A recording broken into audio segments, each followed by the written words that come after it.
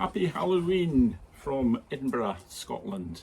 Right, today we're going to try and do a turnip lantern the way it should be done, not the way it always has been done, because there's too much turnip goes up the back of your nails and there's too much people getting cut with knives. We're going to use different tools than you have in the past. This time we're going to use a cordless drill with a Forstner bit, and you can get them out of B&Q, Homebase or Amazon. Just pop that in your drill, tighten it up, and this will certainly look overkill. I'm going to use a saw for taking the top off. As I say, it looks overkill, but there's too many people try and use a big kitchen knife and likely slice their finger if it doesn't slice it off altogether. Okay then, right, so saw to take the lid off first of all. It's probably quite good if you mark a line round so you keep yourself right. You don't want to take too much off or you'll not be able to carve the face in, but on the flip side you don't want to leave too little on the top, because if you do put a candle inside, the top will go curly and probably fall inside. So we're going to get number one sun here to cut the top off. Right, I'll hold it. See what angle you want.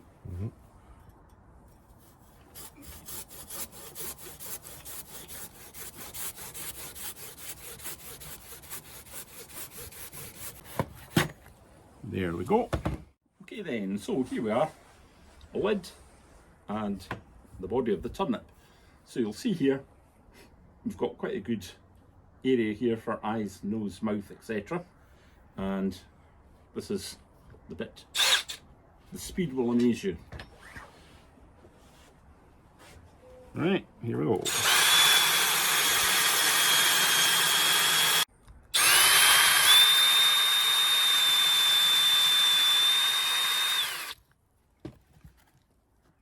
Some people like to keep the turnip, some people don't.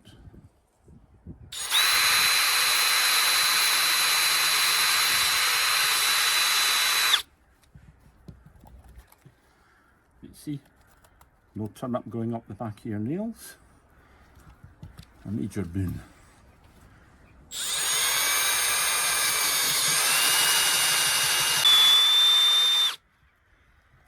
Just make sure you don't go too deep.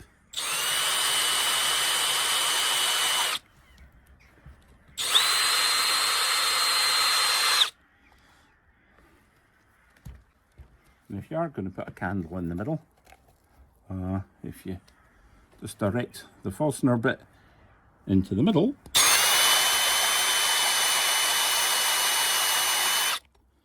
and that'll keep it in place. So there we are, just a few seconds and we're all done. Easy peasy lemon squeezy. Now the next bit, if you haven't done it before, you may as well mark it out. It'll save a lot of bother. So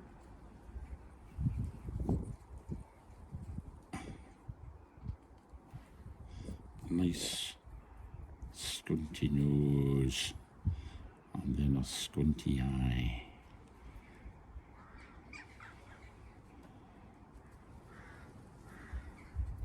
Then you can have a draggy mouth. And back again. Like that.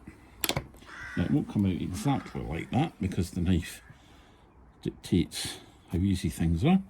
So it's just in.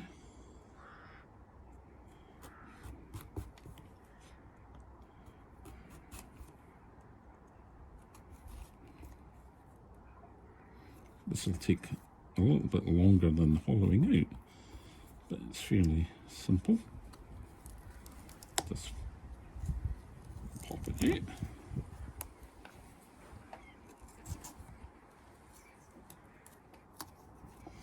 A bit of the eye.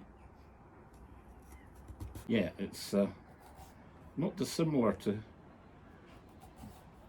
making a fancy tomato with zigzags round the tomato. If you can do that, you can carve a turnip mouth no problem. Just up. If it doesn't quite follow, where you've drawn, it doesn't matter, because your children will love it all the same.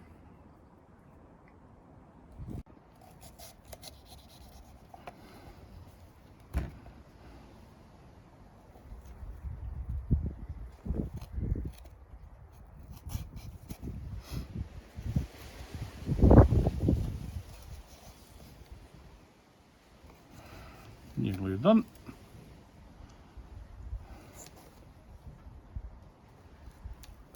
Come on, last bit there.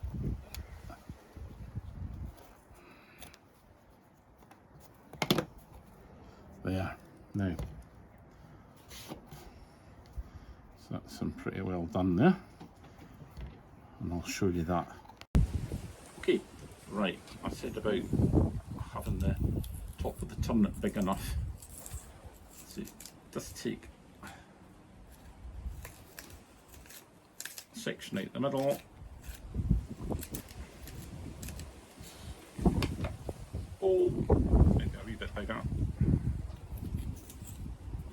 This is so that to let the heat out if you're putting a tea light inside.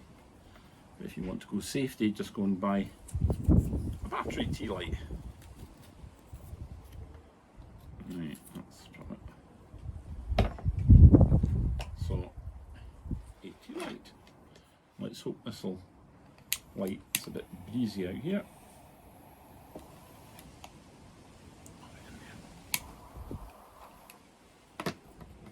There we go. Get it right the right way. There we are. There we are, twins separated at birth. Well, hopefully you find that fairly simple.